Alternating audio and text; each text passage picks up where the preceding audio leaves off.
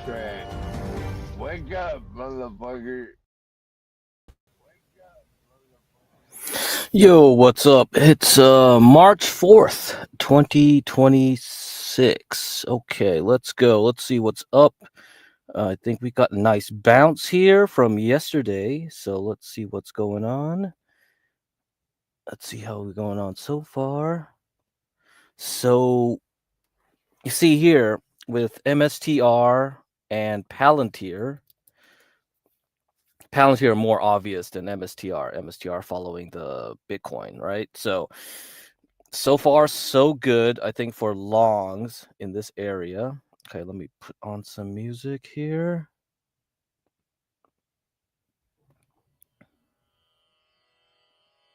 So yeah, I'm done with this trade here from yesterday. So this was just like a quick trade, nothing serious.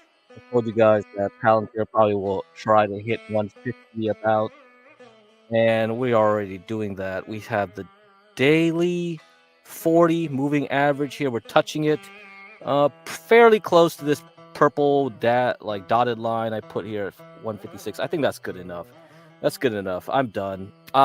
It probably could go to 160 if nothing happens with Iran any further, but I think the Iran stuff is about to be wrapped up. Without the V, I don't think they can do much. So it's going to be a mop-up operation, destroying the rest of the missile sites. Now, if Trump really wants to push regime change, that's going to be a lot harder, right? They knocked out most of the leaders, and they've elected the son of Khomeini as the next one up. Okay, so let me put up the CtC views after we're done talking about this. So MSTR, same thing. You see this 40 daily moving average over there. We retested this many times already. This level at 128 with that dashed line.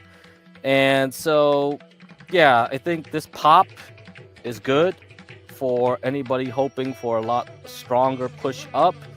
I think we don't need to revisit 120. But you know, that's not out of the table, right? With Bitcoin being very volatile. But if you look at this, yesterday was a good test. I think yesterday was a good test. We survived staying above this yellow zone and Bitcoin between 66 and 68,000. So I think that's pretty much solidifies that result there. Nothing else. And if you look at the daily, we are touching this downtrending 40 daily moving average. So yeah, that's probably a good time to exit out a trade. We've completed this trade, and that's it. Nothing else. Now, if you're gonna ask me, well, should I short this thing now? Will it at least try to get back and retest it again, this yellow, or maybe we will retest 60 down the line? I think that depends on how badly Broadcom does on earnings after the close. Okay, so Broadcom will have earnings. So let's look at how the SOXX is doing. It's trying to recover from yesterday. So I shorted from here, right, along this red candle for this daily. So I started shorting from this area to here. You know, it really was pretty bad yesterday. It surprised me that it didn't even bother trying to retest it at the bottom of the yellow. We're trying to do it today, but maybe after Broadcom is just going to roll over. Would you short it again here in case of Broadcom? Yeah, you could. You could do that. And I'm going to tell you, IGV is the one that's taking over. So 5 days ago, I said, is IGV going to take over from SOXX? IGV is the software sector that's been beaten down for the past several months, right? And a lot of people probably were thinking like, sure, let's keep being bearish on it. No, if everyone's bearish on it down here, it's gonna bounce some. So we've been doing a good job since Tuesday. last Tuesday, bouncing up, bouncing up, bouncing up, going right through it yesterday like this. This is a strong indicator, and it follows Bitcoin. The same people that do IGV will do Bitcoin. So these are the similar types of investors, okay? So we'll have to see how that goes. And I'm going to show you again the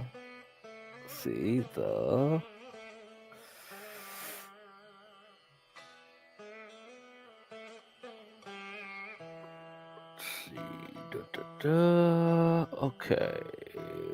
No, not that. I'm not sharing that. Let's see. Share screen.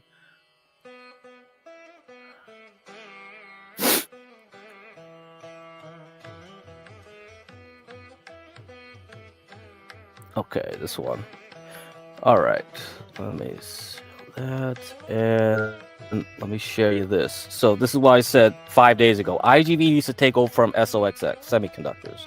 It seems like it's doing that. So for people thinking it's going to be easy way down, if IGV does take over, Broadcom doesn't do well after the close, and it spills over tomorrow with Sienna doing earnings too, then it might be fine, you know?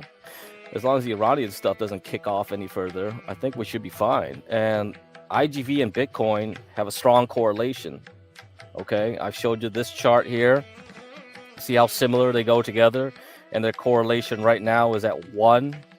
So the same type of people buying IGV, buying Palantir, buy Bitcoin. It's the same types. So I don't see a problem so far. They are controlling the board.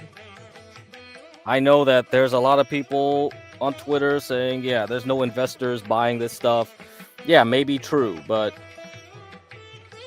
as long as there's nothing new, right, in the software front, I don't. There's no more earnings in software. You got all the earnings you needed. Broadcom will report after the close. That affects semiconductors. Will it spill over the software? I think the software is kind of beat up too much right now. You already had Zscaler. You had Box. Actually, let me show you like the Box earnings. Let's just show you the Box earnings. Let's see. Box, and what else was there?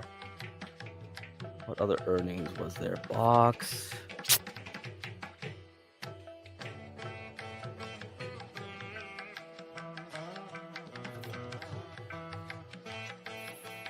Okay, let's see. Got my list of things. Box, earnings, and then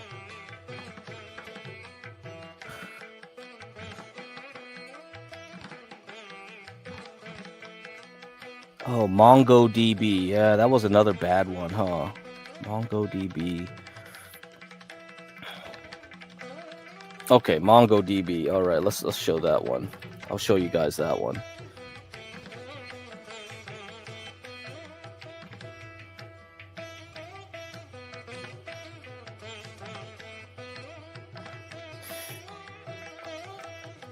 So MDB. Yeah, this one, right? Like, it's down 22%. I mean, so we have Box. Box will report earnings. Yeah, okay, it already reported earnings, so it's fine. Okay, so yeah, there's nothing left. We got Vive, I guess. That'll report earnings.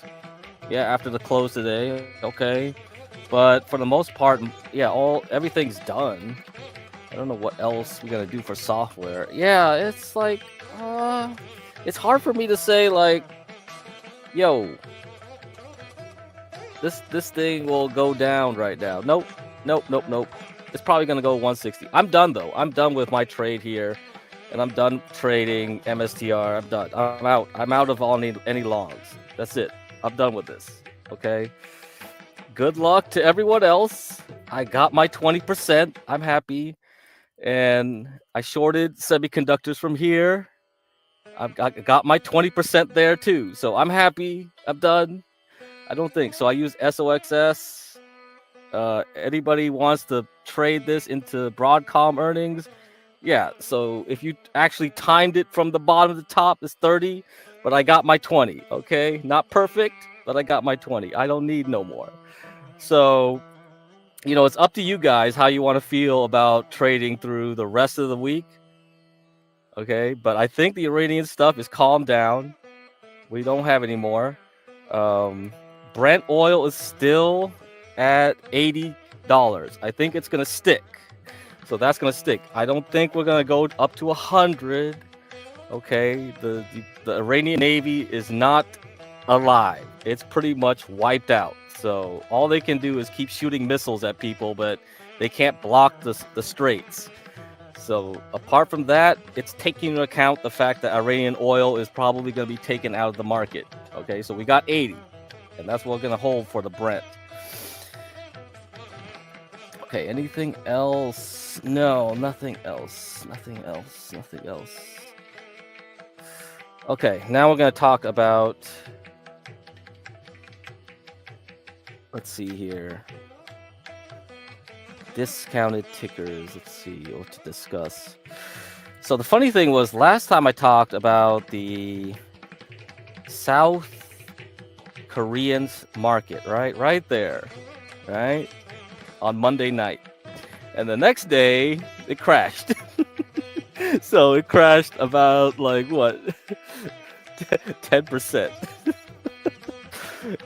The other thing too, what followed it was gold and silver.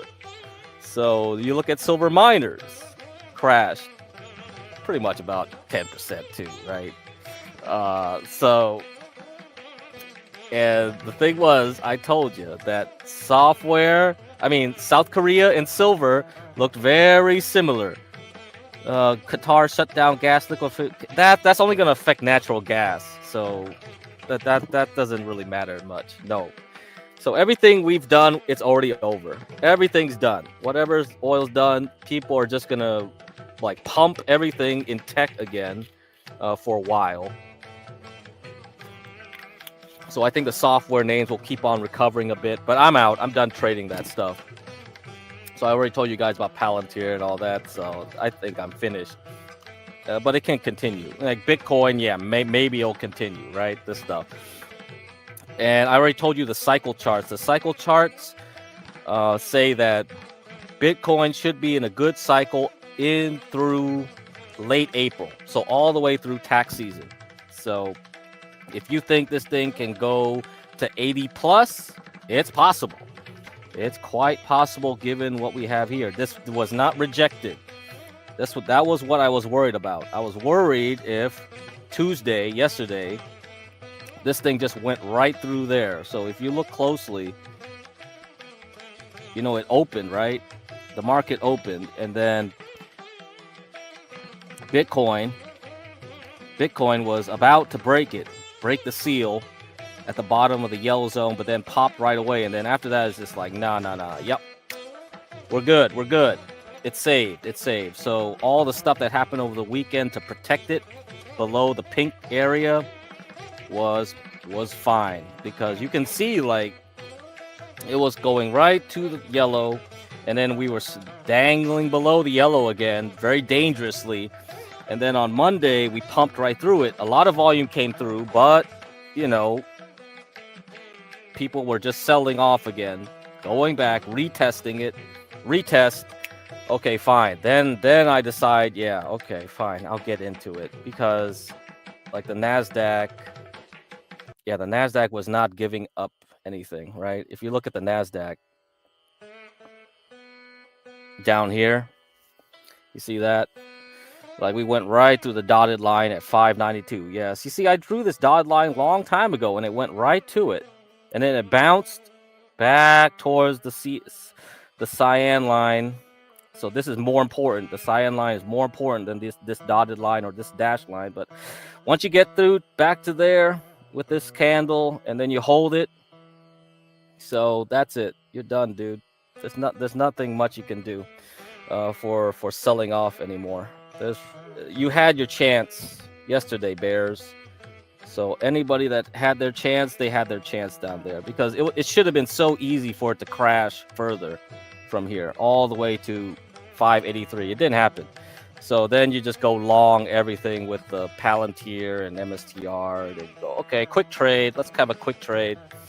So now you just be asking yourself, should I plan for a short in case Broadcom tomorrow, after the close is bad, and then it spills over into Thursday, and then Friday, and then Thursday we'll have Marvell after the close into Friday. So if anything's going to happen, then it better happen there. There's a lot of volume now coming through, right?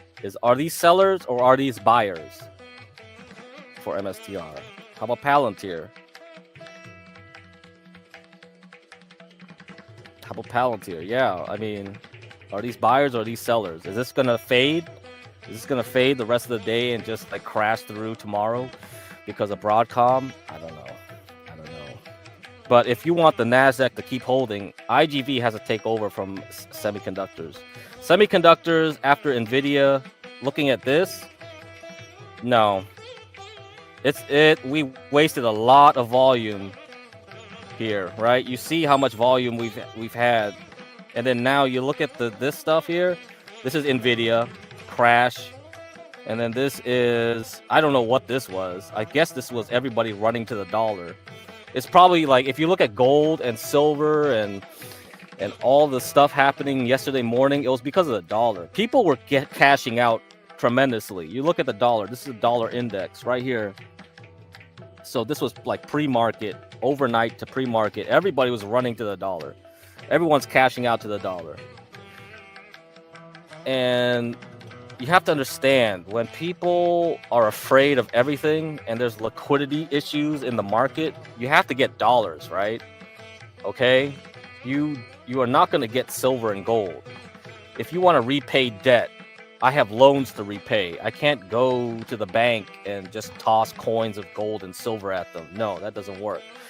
When you repay debt on a global scale, they only accept dollars. That's how the US is a reserve currency. That's the power of the US.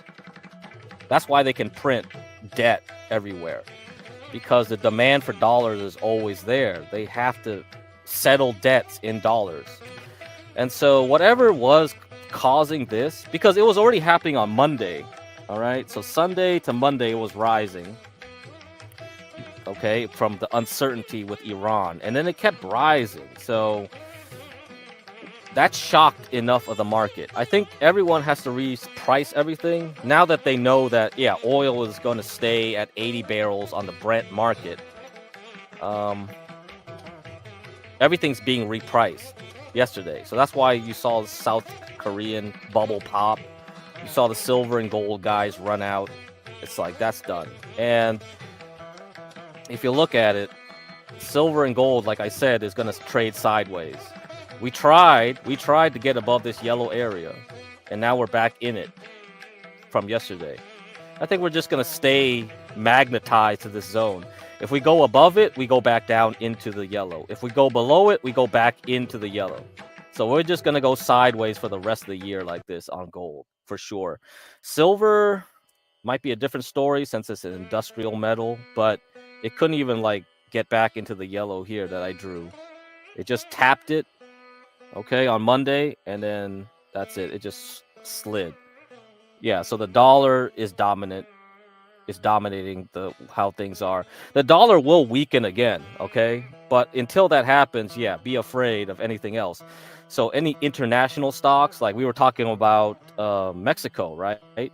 Well, you see, the dollar strengthens, everybody runs out of Mexico too.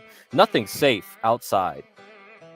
So when people want to cash out, they cash out of everything, every stock, anywhere, and they want to get cash. So this is a sign of a liquidity issue. It could happen again. It happened multiple times before. The worst one was 2024 during the yen carry trade crisis, but I don't think we're going to see that until later this year. That's what Samantha LeDuc says. She'll expect it coming later in the year, not now. But yeah, you got to pay attention to the dollar when things go crazy like this. So that increases the volatility. Okay. Okay, what else I got to mention about? Okay, UwU. Okay, so with all the volatility, you see this issue here. It looks like it's tracking XLE more than it's tracking XOP, which is not what I want to see. So until all this volatility shakes out, you're gonna see issues like this. The other two ETFs to watch are Gush. Gush is 2x XOP.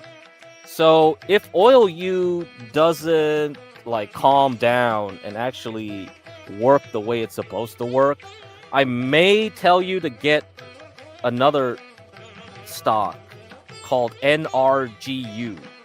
NRGU is 3x big oil. So only the big oil companies. Okay? So NRGU. But for now, like I'll just say just stick with UwU for now, unless I really change my mind. So for all the long-term people, over time, UwU will outperform as long as we have a nice trend up. But if we keep having volatility issues, then I might tell you guys to switch over to NRGU. Okay, that's where you're gonna have to be. And another one is Gush. All right. Okay, and the other one is Gush. Gush is 2x XOP. Gush. XOP.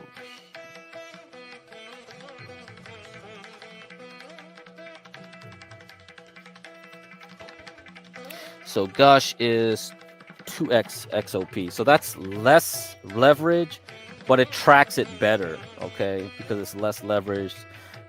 And yeah, you can see like, okay, it's not going to be as aggressive as UwU, but I could track it better. But then again, NRGU could be a better replacement since it's like in between those two.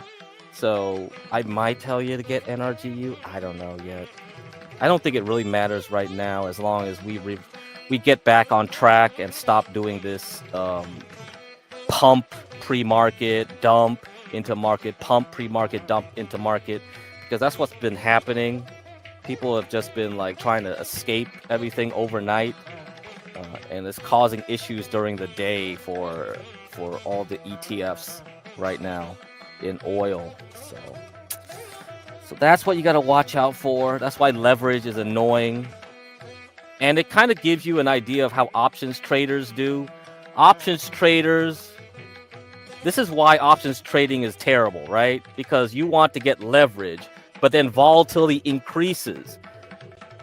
If volatility stayed small and it went up, you make money on your options. But then when volatility increases, unless you were betting on volatility increasing, you actually lose money in your options. That's exactly what you're seeing in UwU. So even though it's going up, the volatility is increasing, you actually are losing your bet, because options is multi-dimensional. Options bets on price, bets on time, bets on your contract expiring date, it bets on volatility. It bets on multiple factors, so it's multi-dimensional. When you buy and sell stocks, you don't have to think about that, right? It's just the price. Is it going up or is it going down? So you can actually bet on something going sideways, but if the volatility is increasing and you didn't take that into account, you can actually lose a lot of money in your options and blow up your account. So that's why I stayed away from options, because it sounded like, whoa. I'm not a genius here. I can't be trading 10 dimensions at once.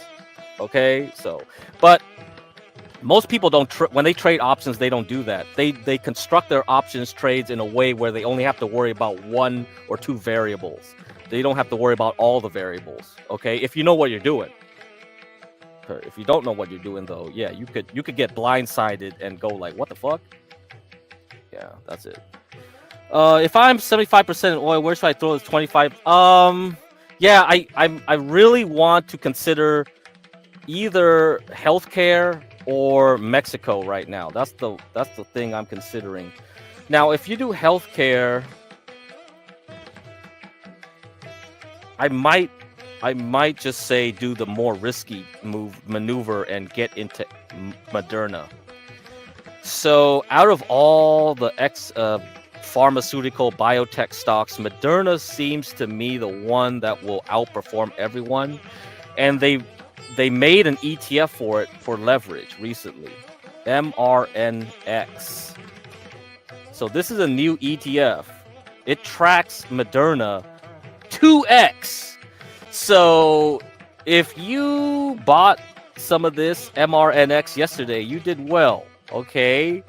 But it's risky, but I do like Moderna. So for a buy and forget trade, this could be one that I might promote. You know, it's either this one or it's going to be Mexico. I haven't decided yet. It could just be this one. Because you see how well it's testing this right now. So this has been the most recent high. It's like, bro, this thing, it already tested 36 again before earnings. After earnings, it recovered.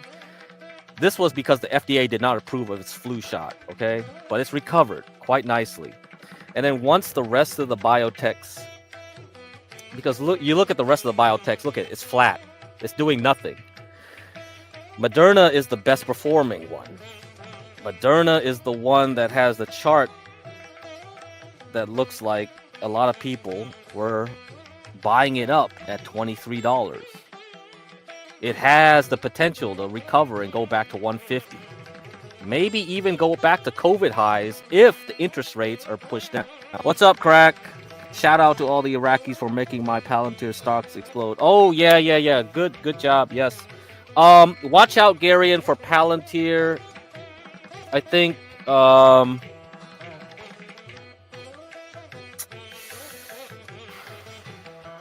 my feeling is that it's going to have a hard time getting far away from 160 if it ever gets there. If it does, if it fails here, it's going back down. So watch out for that. Because I think this is temporary.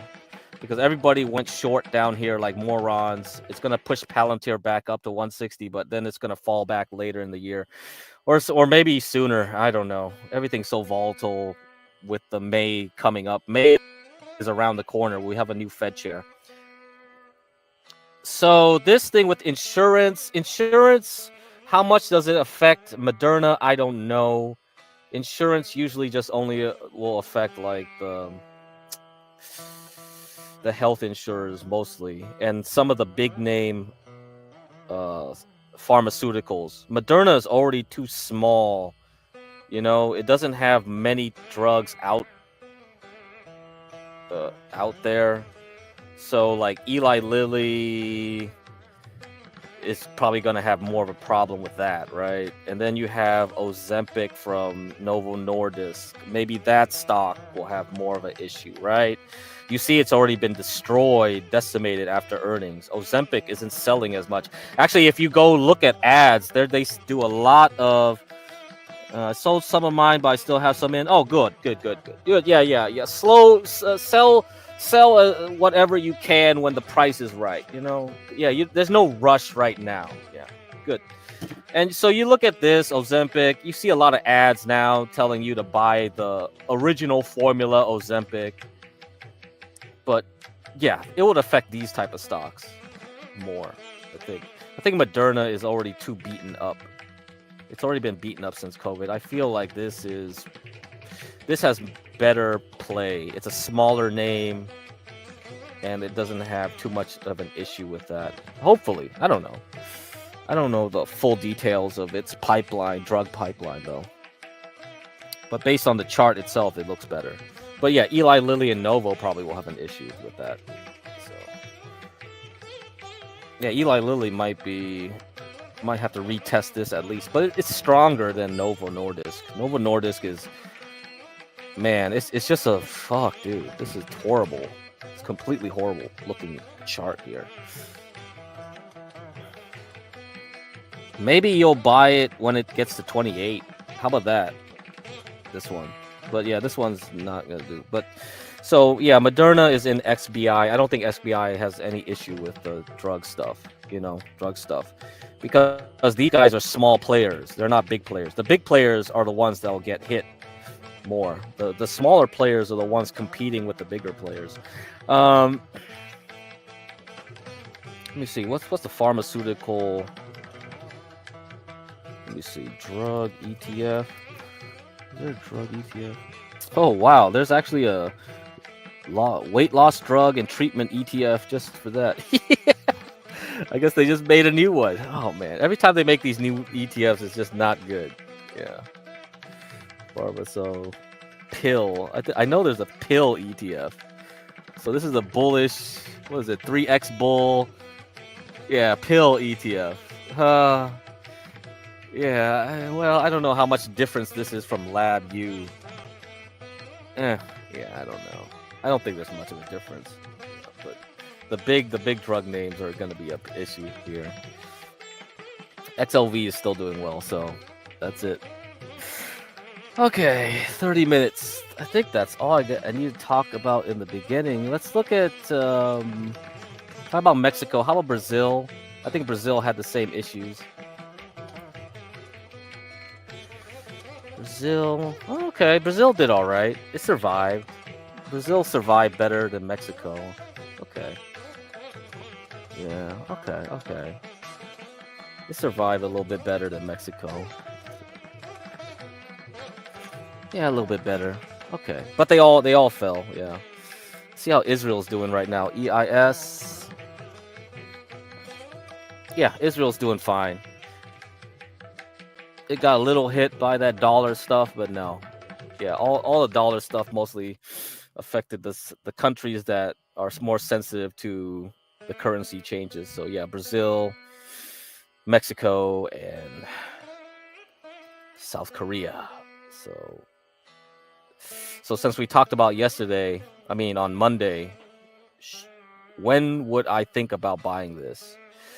I think around May, maybe I'll think about it. But I don't think I'm very enthusiastic. All right, Moderna is more my speed.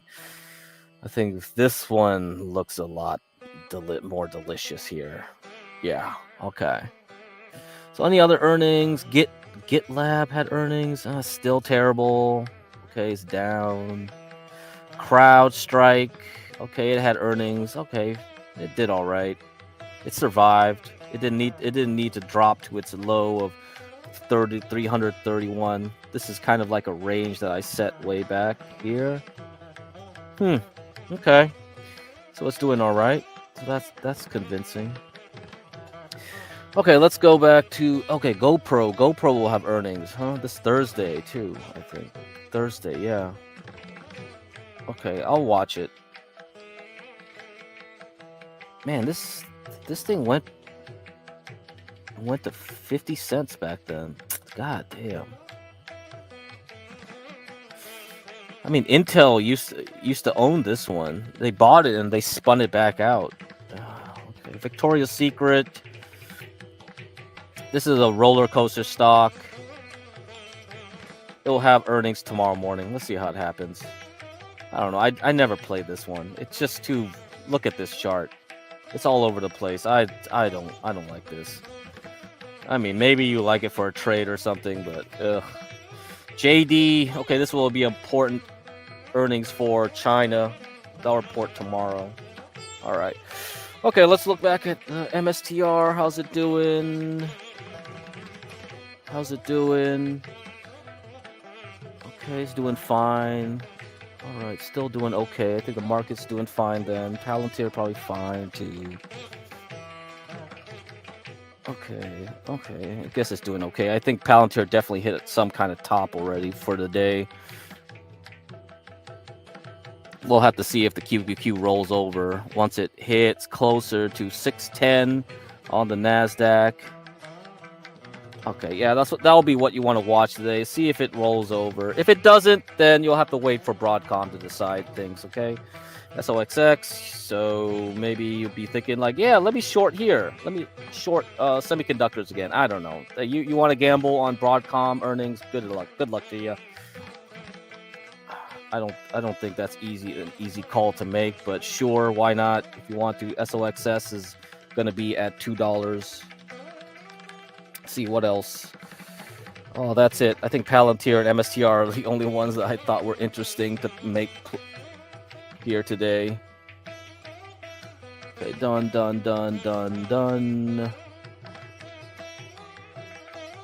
All right, I think we're good. Okay, what happened to Korea? No, it's because of the dollar. I think it's because of the dollar. So you got to go back to the beginning of the stream. So the dollar had a spike going into yesterday morning, and I think that everyone had to sell stuff because they had to cash out, meaning there's a liquidity issue. That means there's a liquidity. We saw this before. You saw silver, gold, everything drop at the same time. It's like, yeah, it's a liquidity problem. There's no reason. It's a bubble anyway, like I told you guys. Like, you see copper, right? You saw that. It crashed. So, yeah, it's all liquidity issue.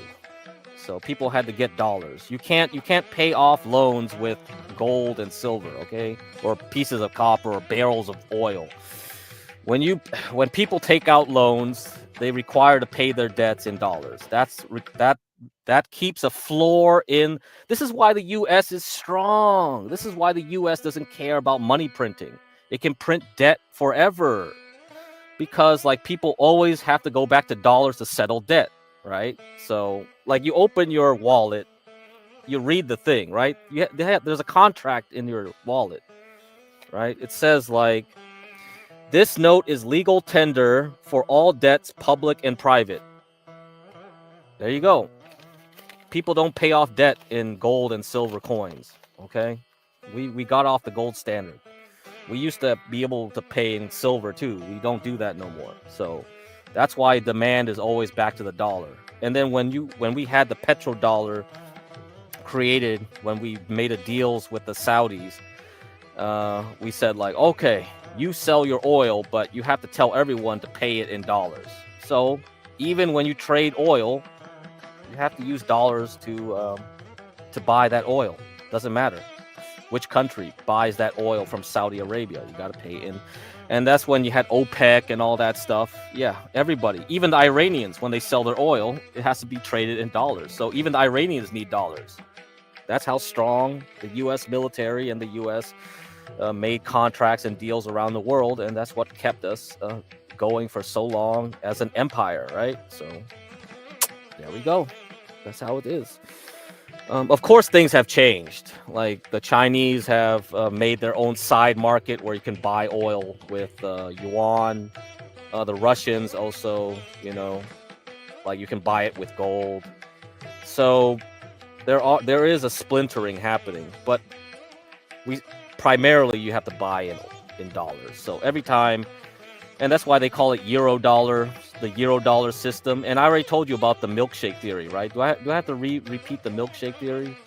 Yeah, maybe I'll just read the milkshake theory again for you guys. Hold on. I think this is important for you guys to understand. Like the milkshake theory.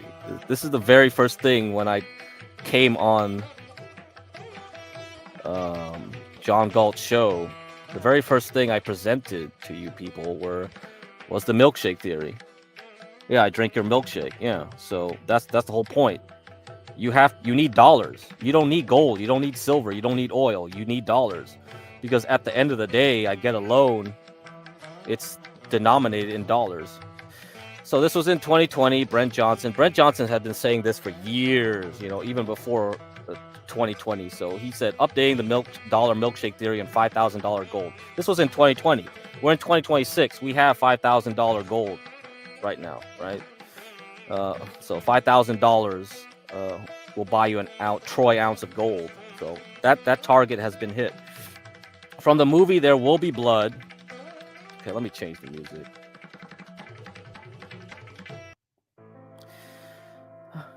From the movie There Will Be Blood. You know what? It doesn't matter if I own your land or not. Even if you have a milkshake, I have a long straw, and I put my straw in your milkshake and I will drink it. When I saw that scene, I thought it was a very good analogy for what was going on over the last couple years, which I think will pick up speed in the next couple years. Post Great Financial Crisis, GFC 2008-2009, the world, central banks and monetary authorities got together and they printed all these different currencies. They created a currency milkshake of pounds, yen, euros, reals, etc. For a number of reasons, I feel that the US has the straw. For a few years, we were raising interest rates, and that acted as a straw sucking up the liquidity that the rest of the world was providing. And that's largely why you saw the US markets do what it did. But it wasn't just based on interest rates. Interest rates is the primary, but not the only driver. There's a number of other factors. We have the deepest financial markets in the world. There's a large amount of US dollar denominated debt outside the US that acts as a demand for the dollar. The US Navy enforces the dollar as the global reserve currency. The rule of law, the tax policy, the trade policy, there's a number of factors that lead the US to being one of, if not the most hospitable place for foreign capital. I think that acts as a straw that sucks up the global capital, and I expect that will accelerate in a couple years rather than decrease. My point is not that you shouldn't own gold. My point is that when it comes down to it, people need to have dollars.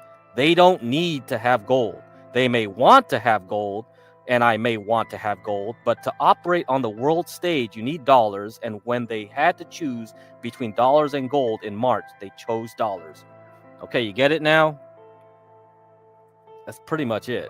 That pretty much is what happens. Every time there's a liquidity problem in the plumbing system, they run and get dollars. That's why any type of bubble that you see, like the South Korean market was a bubble, okay? It was all AI and all this like export demand for chips and products that they need. Well, the thing about South Korea is they need to import a lot of energy, right?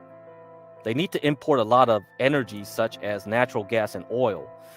When the oil price is at 80 and it's like, wait a minute, hold up here. Is it going to stay at $80 on the Brent crude market? If it stays at 80, then I need to get dollars to pay for that oil.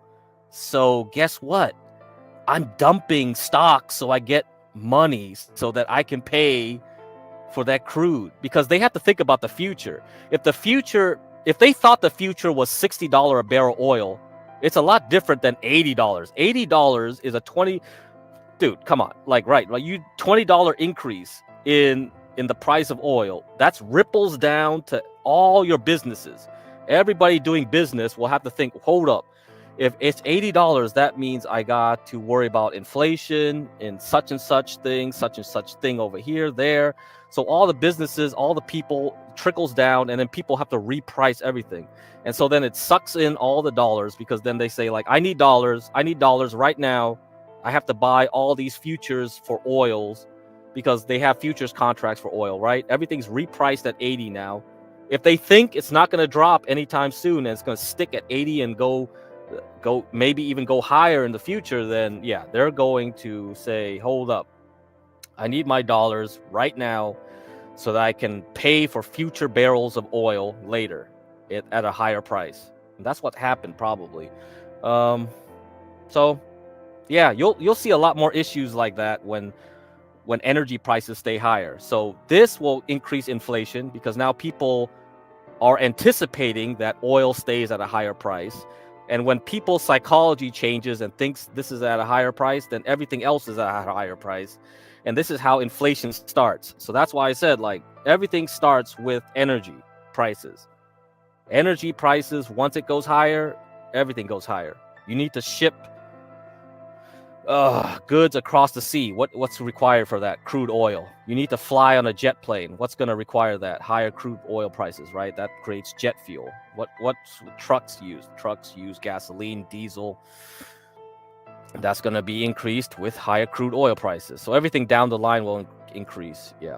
And chemicals, lubricants. Oh, even your color in your candy. You know that red number 40 when they use it for soda and candy and other like food coloring, that's made from crude oil too. So delicious red number 40. Yum, yum, yum, yum, yum. Supposedly causes cancer and ADHD in kids or whatever, but nobody cares, do they? They love that red coloring. So there you go. Everything comes from crude, man.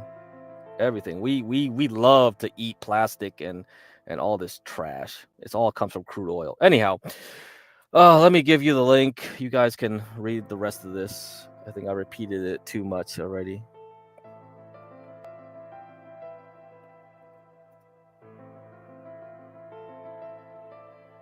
Okay. All right. So take a screenshot of that. That's the link. All right. Files.catbox.mo. That's a PDF I made. It was a transcript, so I just wrote it down. Okay. All right. Anything else? Let's see. Got about 25 minutes. Okay. Let me look at this. Let me refresh it.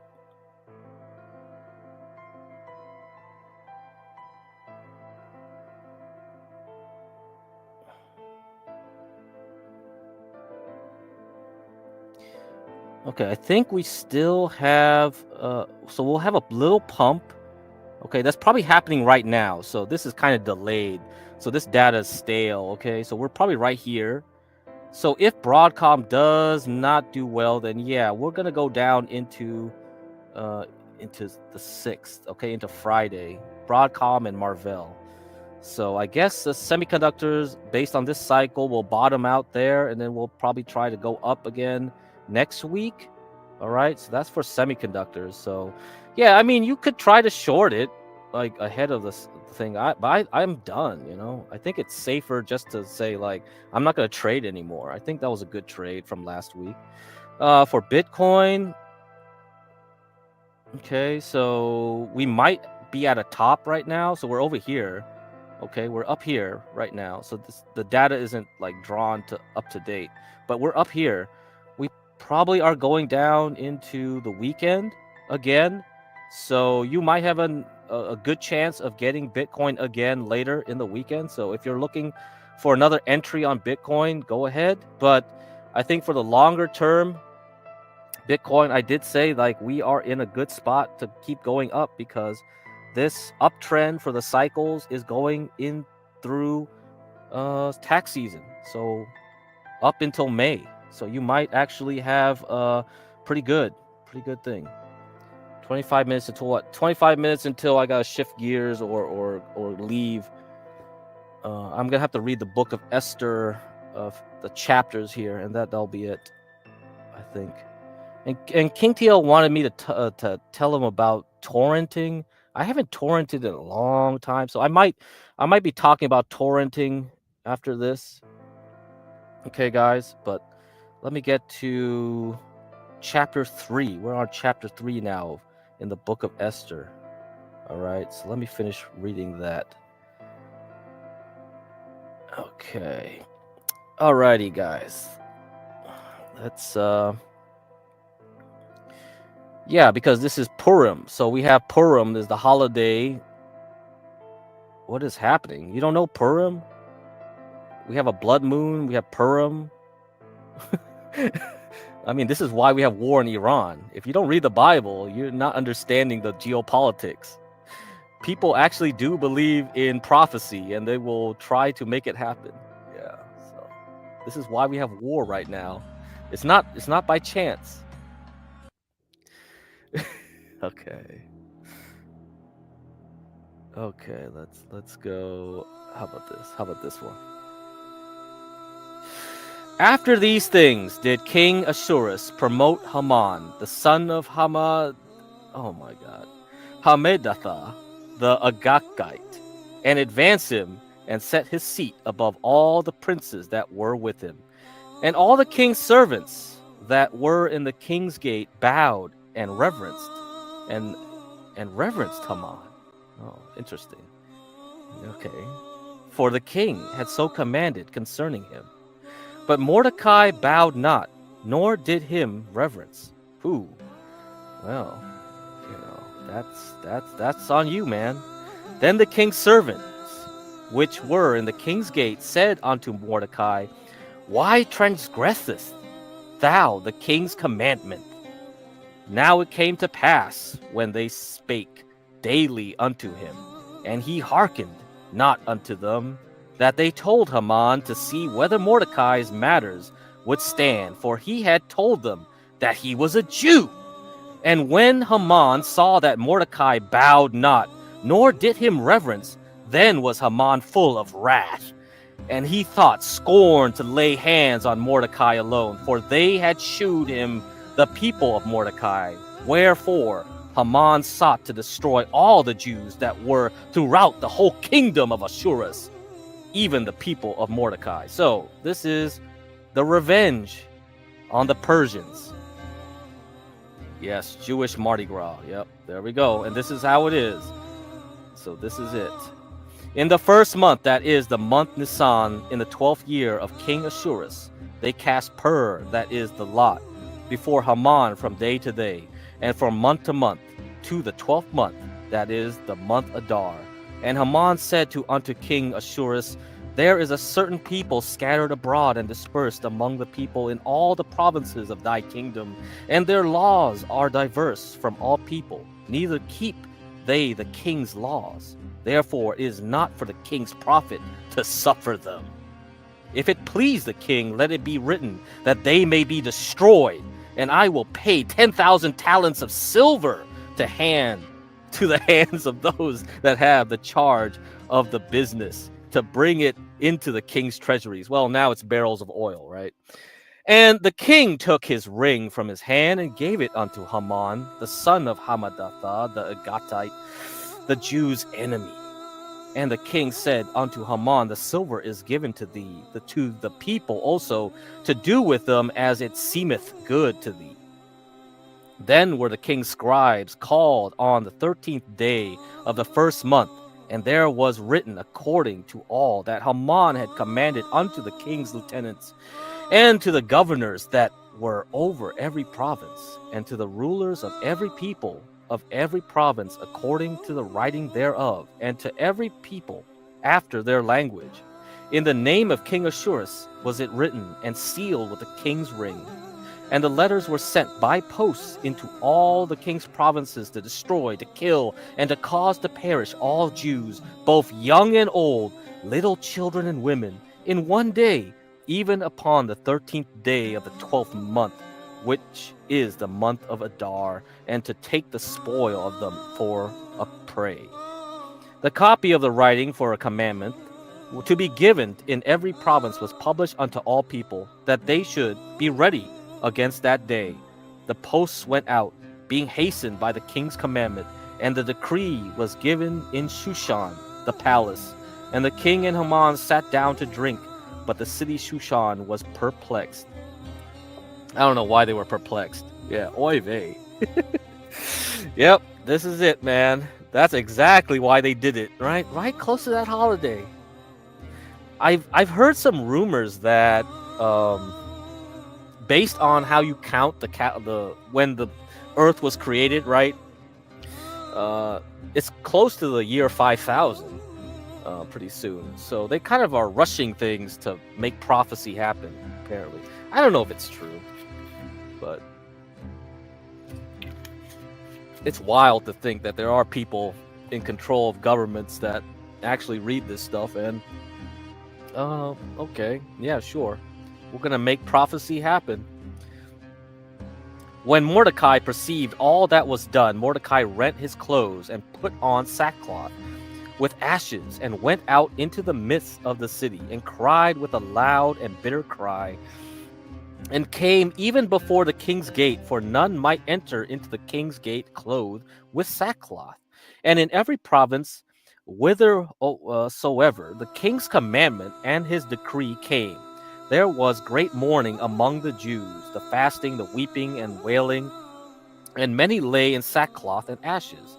So Esther's maids and her chamberlains came and told it to her.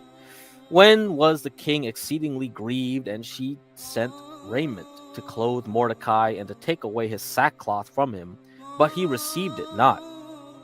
Then called Esther to Hathash, one of the king's chamberlains, whom he had appointed to attend upon her, and gave him a commandment to Mordecai to know what it was and why it was. So Hatach went forth to Mordecai unto the street of the city, which was before the king's gate. And Mordecai told him of all that had happened unto him, and of the sum of the money that Haman had promised to pay to the king's treasuries for the Jews to destroy them. Also he gave him the copy of the writing of the decree that was given at Shushan to destroy them, to shew it unto Esther, and to declare it unto her, and to charge her that she should go in unto the king to make supplication unto him, and to make requests before him for her people. And Hatak came and told Esther the words of Mordecai. Again Esther spake unto Hatak, and gave him commandment unto Mordecai. All the king's servants and the people of the king's provinces do know that whosoever, whether man or woman, shall come unto the king into the inner court, who is not called, there is one law of his to put him to death, except such to whom the king shall hold out the golden scepter, that he may live. But I have not been called to come in unto the king these 30 days. And they told to Mordecai Esther's words. Then Mordecai commanded to answer Esther, think not with thyself that thou shalt escape in the king's house more than all the Jews. Oh, guilt trip. Guilt trip. All right. Shalom, gobbledygook. Shalom. For if thou altogether holdest thy peace at this time, then shall their enlargement and deliverance arise to the Jews from another place. But thou and thy father's house shall be destroyed, and who knoweth whether thou art come to the kingdom for such a time as this? Then Esther bade them return Mordecai this answer. Go, gather together all the Jews that are present in Shushan, and fast ye for me, and neither eat nor drink 3 days, night or day. I also and my maidens will fast likewise, and so will I go in unto the king, which is not according to the law, and if I perish, I perish. So Mordecai went his way and did according to all that Esther had commanded him. All right. Now we get to the interesting parts here. 5. How many chapters was I supposed to read? Yeah, this is it. And then we'll have a cliffhanger, I think, after this one. Now it came to pass on the 3rd day that Esther put on her royal apparel and stood in the inner court of the king's house, over against the king's house, and the king sat upon his royal throne in the royal house, over against the gate of the house. And it was so, when the king saw Esther the queen standing in the court, that she obtained favor in his sight. And the king held out to Esther the golden scepter that was in his hand. So Esther drew near and touched the top of the scepter. Then said the king unto her, What wilt thou, Queen Esther, and why is thy request? And what is thy request? It shall be even given thee to the half of the kingdom. And Esther answered, If it seem good unto the king, let the king and Haman come this day unto the banquet, and that I have prepared for him. Then the king said, Cause Haman to make haste, that he may do as Esther hath said. So the king and Haman came to the banquet that Esther had prepared. And the king said unto Esther at the banquet of wine, What is thy petition? And it shall be granted thee. And what is thy request? Even to the half of the kingdom it shall be performed. Then answered Esther and said, My petition and request is this. Oh, my request is this. If I have found favor in the sight of the king, and if it please the king to grant my petition and to perform my request, let the king and Haman come to the banquet that I shall prepare for them, and I will do tomorrow as the king hath said. Then went Haman forth that day joyful, and with a glad heart. But when Haman saw Mordecai in the king's gate, that he stood not up nor moved for him, he was full of indignation against Mordecai. Nevertheless, Haman refrained himself, and when he came home, he sent and called for his friends, and Zeresh his wife. And Haman told them of the glory of his riches, and the multitude of his children, and all the things wherein the king had promoted him, and how he had advanced him above the princes and servants of the king. Haman said moreover, Yea, Esther the queen did not let no man come in with the king unto the banquet that she had prepared, but myself.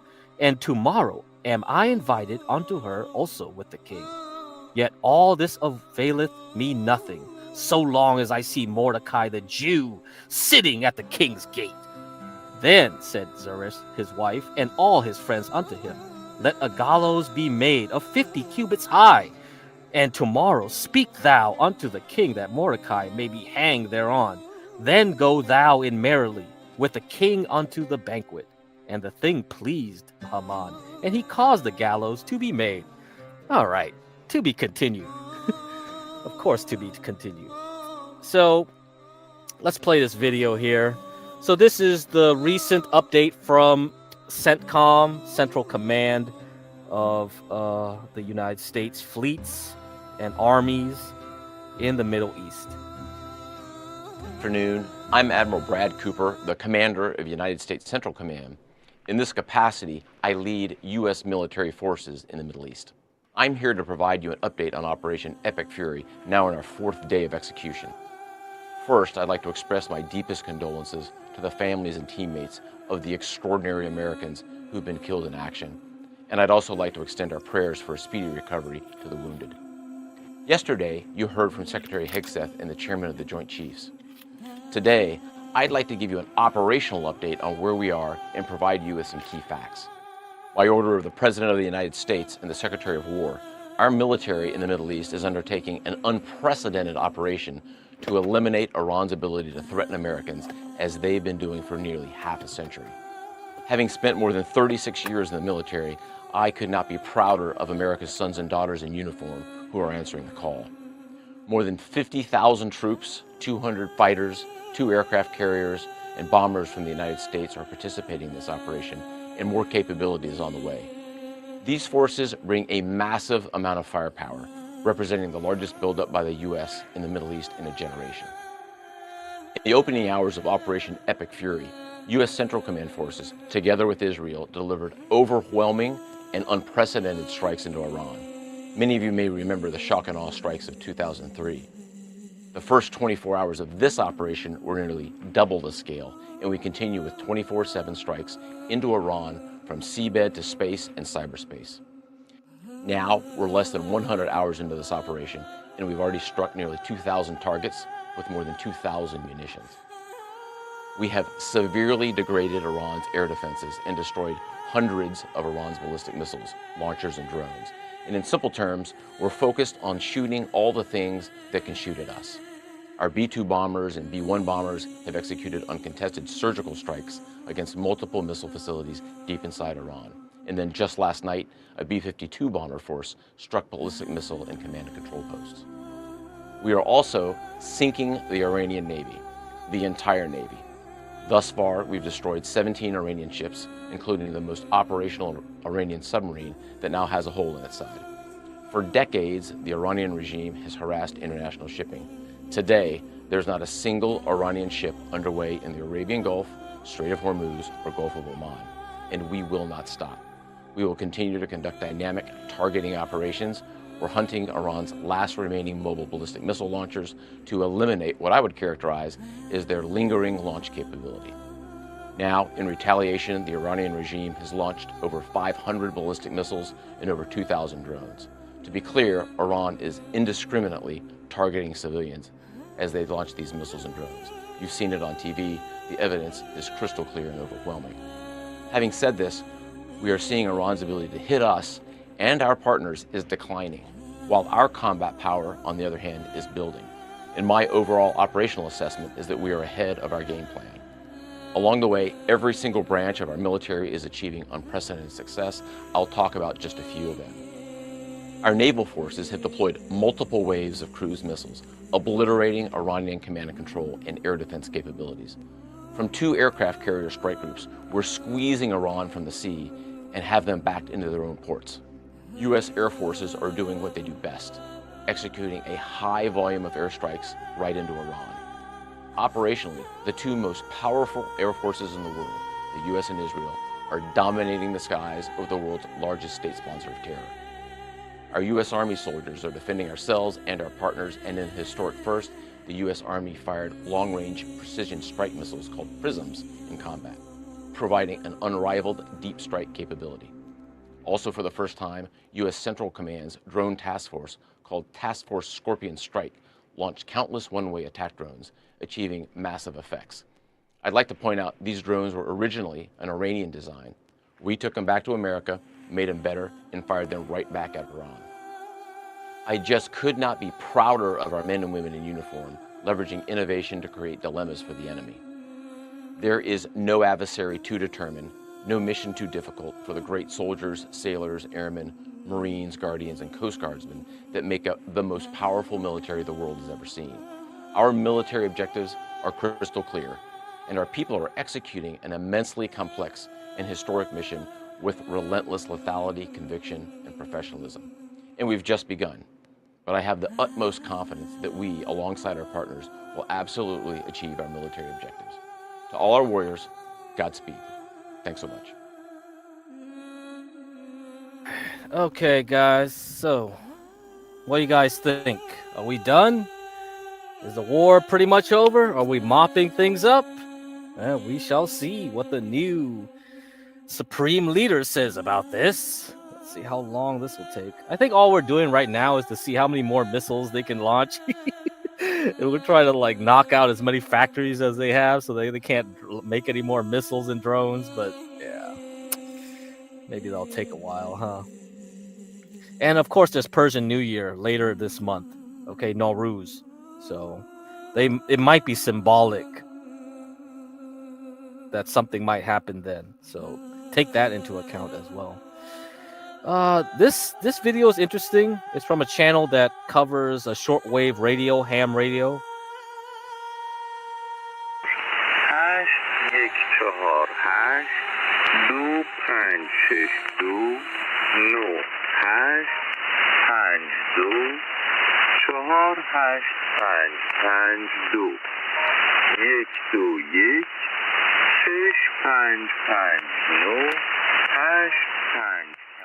This is an impromptu installment to tell you about an important enigma that's appeared on the shortwave bands in this last couple of days and has just transmitted once again this evening.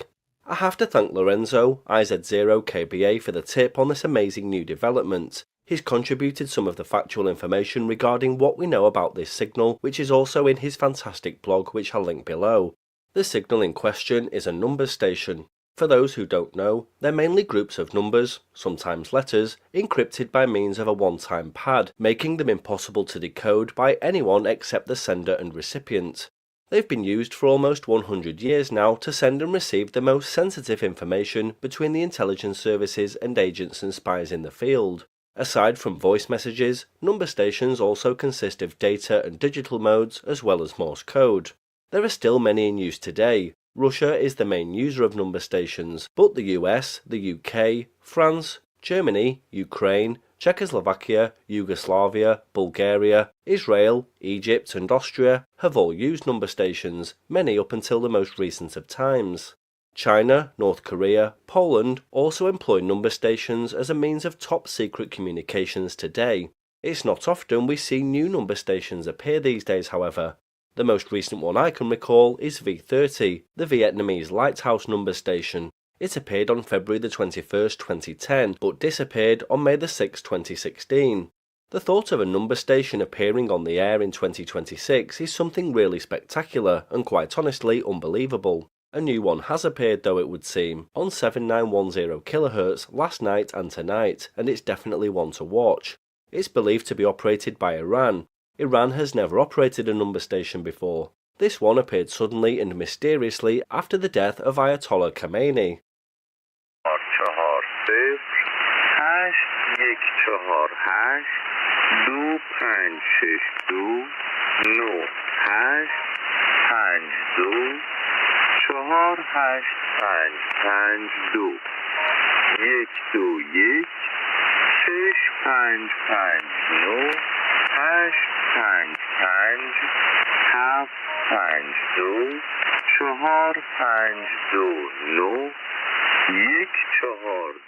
We know very little about number stations as it is. I made a documentary on them which I'll link below, but if this new one is Iranian in origin, it clearly has something to do with the removal of Iran's leadership. Of course, we can only speculate. This brought to my mind Operation London Bridge. Operation London Bridge was the funeral plan for Queen Elizabeth II. The plan included an announcement of her death, the period of official mourning, and the details of her state funeral. It was triggered as soon as she died.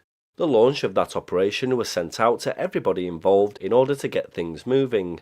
The means of sending this information was obviously kept away from the public. Could it be that this Iranian number station is a signal to trigger whatever happens when the Ayatollah dies, but using the medium of shortwave, which of course we can hear? Article 111 of Iran's constitution was written in anticipation of the loss of the supreme leader, the single figure around whom the political and religious architecture of Iran ultimately rests. The provision is explicit in its intent to prevent paralysis. Whenever the leader becomes incapable of fulfilling his constitutional duties, it states, a council consisting of the president, the head of the judiciary, and one of the jurisprudence of the guardian council shall temporarily assume all the duties of the leader. It appears, however, that Khomeini died alongside the very officials designed to organise his replacement. The Islamic Republic was engineered to survive assassination. Its founders had built successions into its foundations. What they didn't anticipate was an adversary seeking to disrupt succession itself, and that's what's happening right now.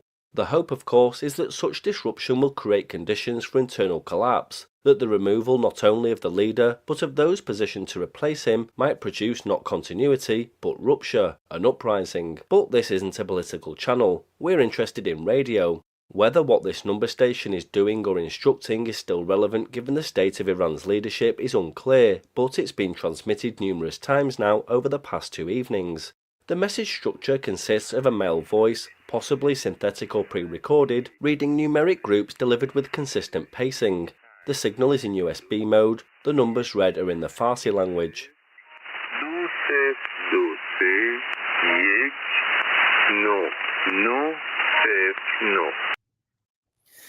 Alright, you can go to Ringway Manchester and go and check out his videos. He has a lot of interesting videos, especially for you guys who are interested in radio.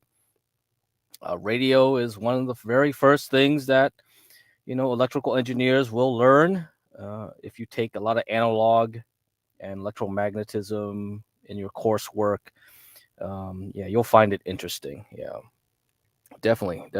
I mean, it's old school, right? But it pretty much governs how things work, even your cellular towers, maybe, it's more fancy and whatever, but it's based on similar principles, okay? You need some modulation, demodulation, and adjusting carrier waves and such. This is all comes from that work in analog. So if you're interested, definitely check it out. Okay, let's get back to it. Anything else to talk about? Let's see how the portfolios are doing for the boomer portfolios. Damn, air is still going up, huh? Let me see.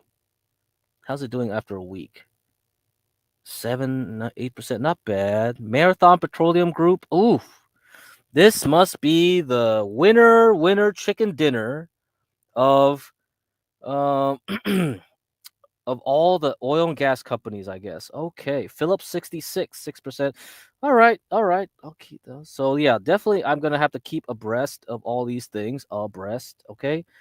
Anything that's down, I'll have to see if I'm gonna kick them out or consider that we get ready to buy them. So what's gonna happen this month is that I'm still waiting for the downturn. There has to be a downturn. Okay, it's coming.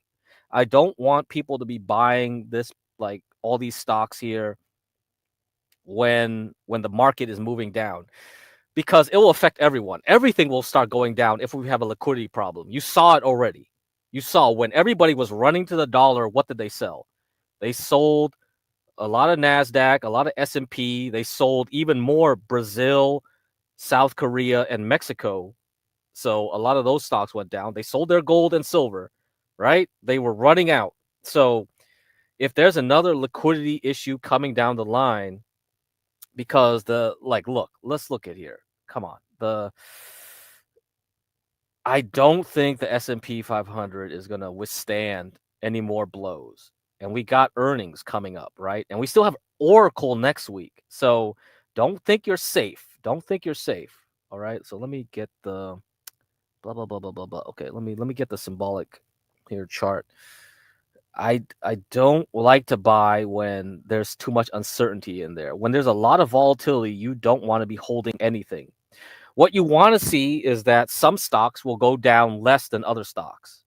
That's what happens. Like in April, right? When you saw March to April happen last year, there were some stocks that were going down less than others.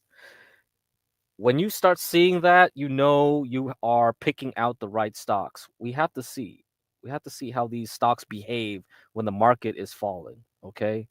In a very unstructured, very volatile way. Okay, that means the VIX is going up and all that. That means people are desperate to get dollars. They're selling everything. They're trying to get out. Okay, this is Bitcoin right now. I think my target was 80K, right? This is when it's going to hit this area, the Ichimoku cloud, so that green zone.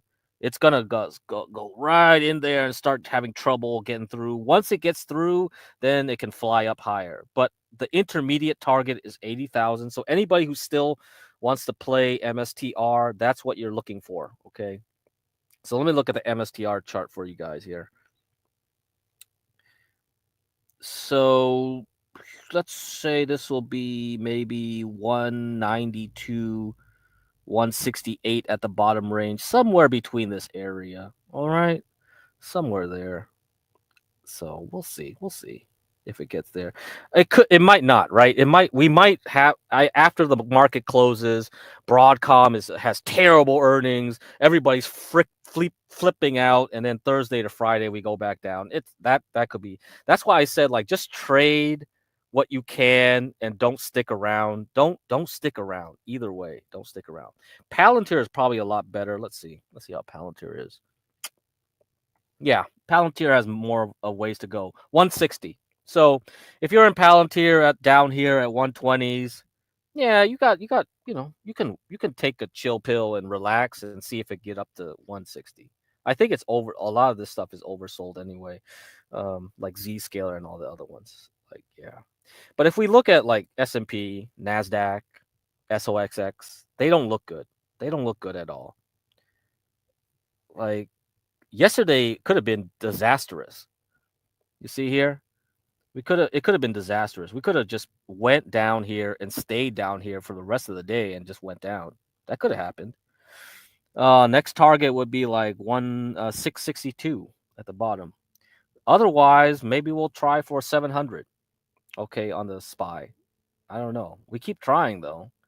But you see here, we might just fall back down to the cloud at the bottom at 674. If we stay below 680, all right, that's when I would be getting more and more nervous, because when you look at like the longer term charts, the weekly charts of the SPY and the QQQ Nasdaq, you're just like, ooh.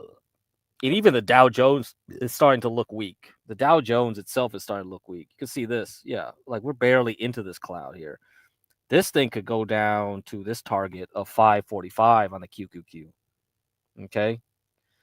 So we might have a temporary break for next week into next week, but that might not last.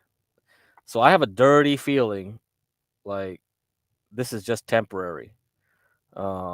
But of course, I did say that Bitcoin has a chance to go up to 80 plus K. So if Bitcoin is happy, then we should still go sideways for a lot longer on the QQQ Nasdaq. And that's what I'm worried about. Too many people are thinking like it has to go one way or another. I bet you the worst thing that could happen to both sides is that the Nasdaq and S&P 500 keep going sideways for another month. You know, that would wipe out everyone, because everyone thinks there's going to be a big move down or up, and both of them are wrong. It's just going to go sideways because the semiconductors are going to go down, but then the software and communications are going to go up and take the blunt of the damage away. So if the semiconductors after today, let's say tomorrow it starts going into this cloud finally and penetrate, then it's going to go down to what, 300? At the same time, the IGV, okay, the software side, is going to go up, and we're going to go up to 100, right? So maybe around 97, 95 to 100. That's where we're going to be. So they cancel each other out, and we keep going sideways.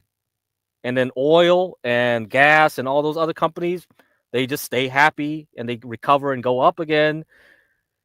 Yeah, and nothing happens this month. That's quite possible. I could see it. I could definitely see it because that will wipe out a lot of options. A lot of options this month it's a quarterly options, right? This is the end of the first quarter in March. So the third Friday will have the end of the options. So the 20th. So March 20th we'll have I think let's see what the Iranian like New Year's is. Let's see. Nowruz 2026. Oh, it's March 20th. Very convenient. Well, then, how about that? How about we go sideways all the way up until March 20th? Then something big happens. Like, then something big happens on the weekend, right? Just to celebrate Nowruz, really, fully. Could happen. I could see it. I could see it wait until then. And so for everyone else, stay put, stay chill. So that's what it is. No, thanks. Thank you, Thorpe too. Thank you, Grace or Ben. I don't know who it is. Anyway, let's see what else I was supposed to. Oh yeah, TK. Before I leave, I gotta talk about TK. TK, you asked me about how to torrent movies or some shit. Oh my god. Let me get to that. I don't know how to help you. Honestly, I haven't torrented since college, you know. So I'll have to open a private window. Let me see and go to some torrent website. Okay, let me take this off. Let me take this off.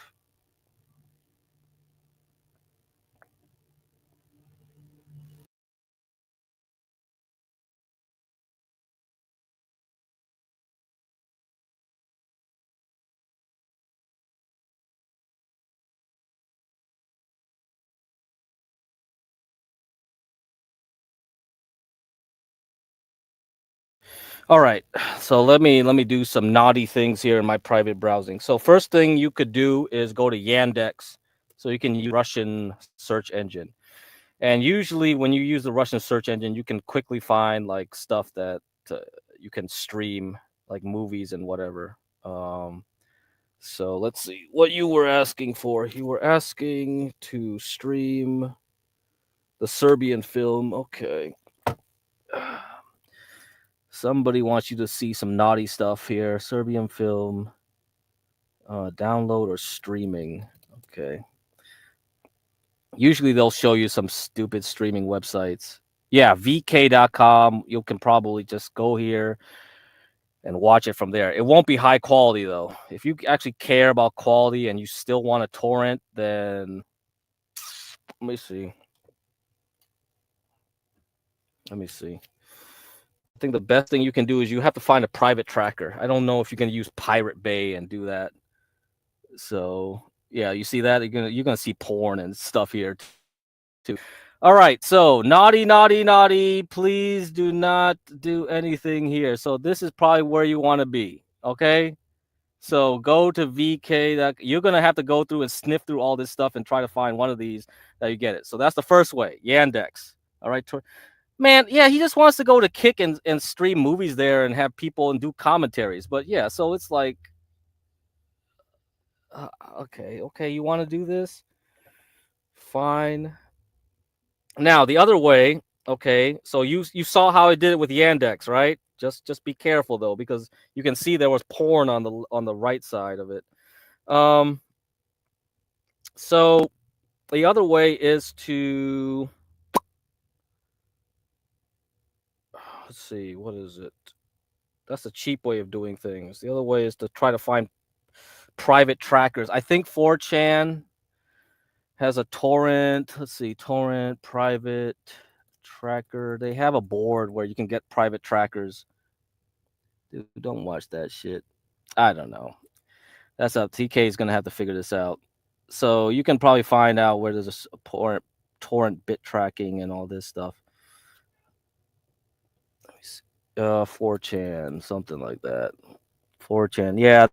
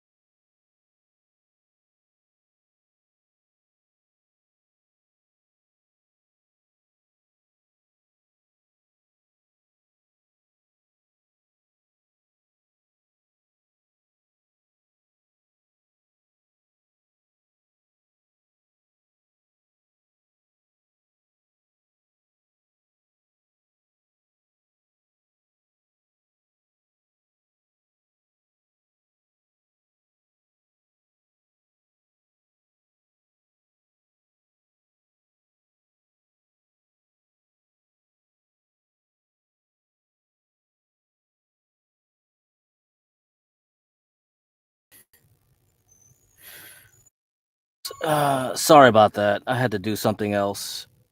Anyhow, let's see. You could stream movies only on the early days of Kick. Yeah, yeah, that's what I thought too, Eric W. Because he tried to play sports shit. He tried to play like the Netflix.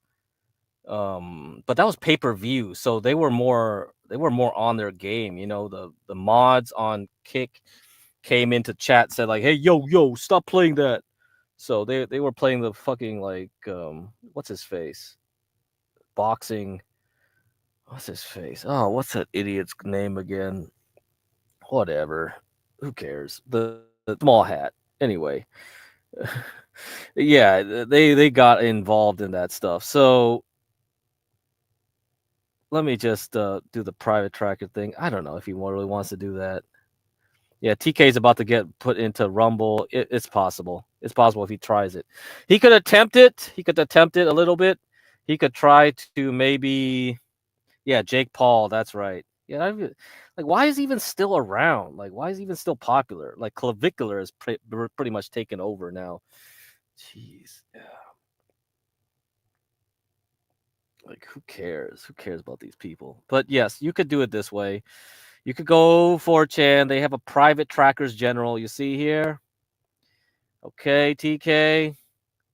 Take a screenshot. There's a link up there. I'm not going to post this damn link in the chat. All right? I'm going to get enough trouble telling you how to like freaking steal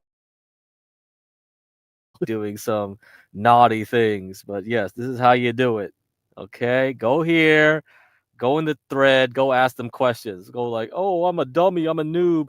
Can I get an invite to a private tracker?" And then you'll figure out how to torrent from there. Otherwise, you're gonna be in trouble because I bet your North Dakota ISP, when they see you're using torrent, they're gonna slap you all the time. It's quite obvious.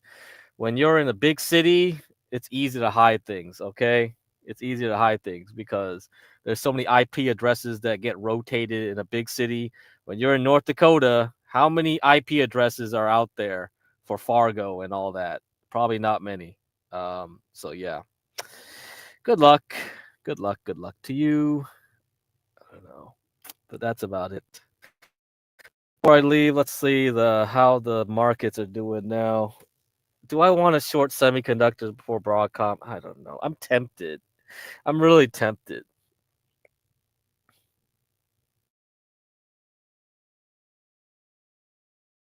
Greedy there. I already got my 20%. Why should I risk myself doing that? So, let's see.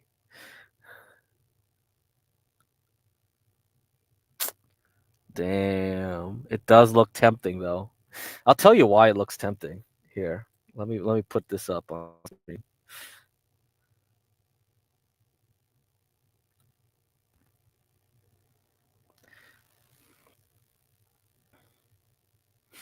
Okay.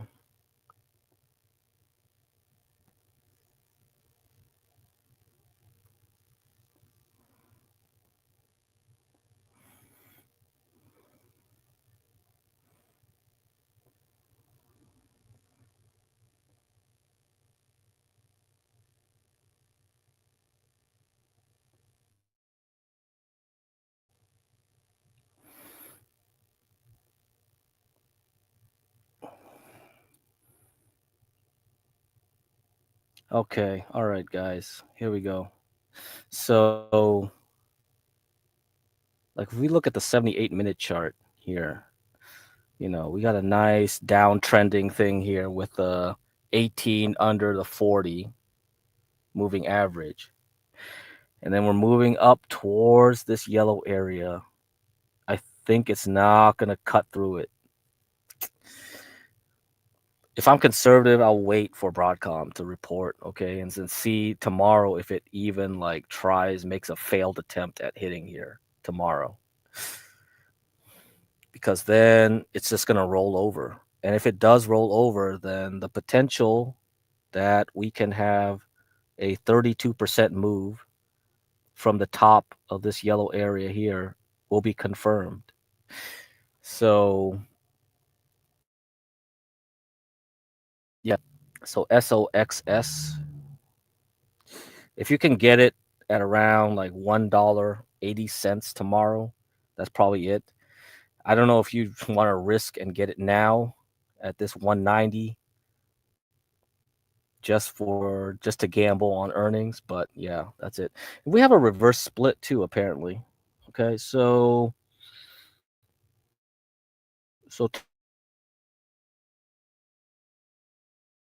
take that into account. We got a reverse split tomorrow, so to $40. Okay, because that's not the real price.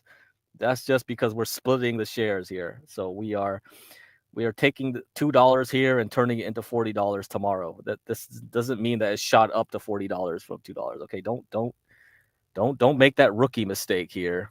How many times have I seen people just go crazy when they see splits happen and then they think like, oh shoot, there's something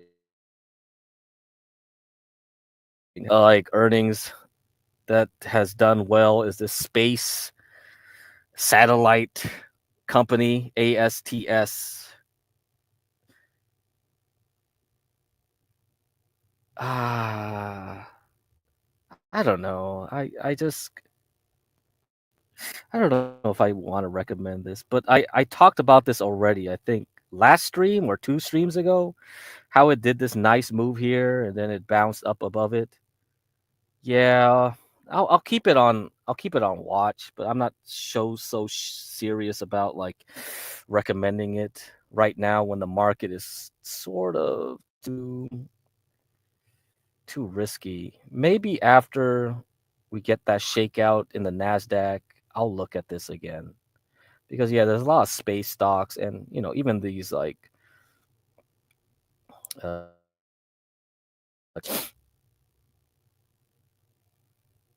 these quantum computing stocks. I know Martin Shkreli hates them with a passion. He really wants these things to be shorted to death. But if you look at Qubit, it reported earnings already, and it's at this zone here between $5, $6 and $9, $10. So okay, around 6 to 9. That will be a place to buy, just in case it goes back up to 24. I don't know. It's possible. So QUBT, that's a stock that you might want to use as a trading vehicle. So keep that in mind too. Otherwise, yeah, watch out. That's it. Okay, guys, I'll see you around. I don't think there's anything too much else to talk about. All the action was in the morning. I did everything I need to do in the morning. I'm done. Okay. I see this box, tickle it. Tickle the bottom of this box. The SPY, let's see. No, still not back at 690. So, Broadcom it is. We're gonna have to wait for Broadcom, guys. That's at. Let's see, Palantir. Palantir, go move anything further. PLTR. No, it's pretty much whatever it had in the morning was done. MSTR maybe a little bit higher. Yeah, slightly higher than whatever it was in the morning. I got when it was touching 9 to 10%. I'm done with this one. So I think it remains to be seen if this thing can last through Broadcom, Bitcoin as well, right? We'll have to see how that goes. Downtrending 40-day. So that's it. There you go. We're going to have to see if this going to go through to 80. But 80 is my target for Bitcoin eventually. If it doesn't pull back. If it does pull back, you buy it. So if you see Bitcoin, MSTR pull back again, as long as Bitcoin can hold this yellow area of 67, I mean, the best scenario is it holds 70. Okay, it has to do that. I think if it goes back into this pink zone, there's more skepticism. There's going to be more skepticism, but it could survive it. I think it could survive it, with the way things are going with IGV. As long as you watch this and IGV together, as long as they move together up and down nicely, then yeah, pay attention. They correlate well, then that should be fine. You should be fine. But Again, also watch the dollar. So DXY. Watch the DXY. If this thing just starts shooting up again, okay, then we have a problem everywhere. So make sure this thing is weak. So that's what you should watch for. So DXY, the dollar index. Okay, guys, I'll see you around later. Tomorrow, I guess. I don't know if I'll show up after the close unless there's something big that happens overnight tonight. Otherwise, just go watch Dead Man show. So you can watch Mr. Dead Man. I think he's going to cover the Boyd stuff. I don't know who else is going to cover anything tonight. So go to Mr. Deadman's MR Deadman DT. Okay, Mr. Deadman on YouTube. All right, I'll see ya.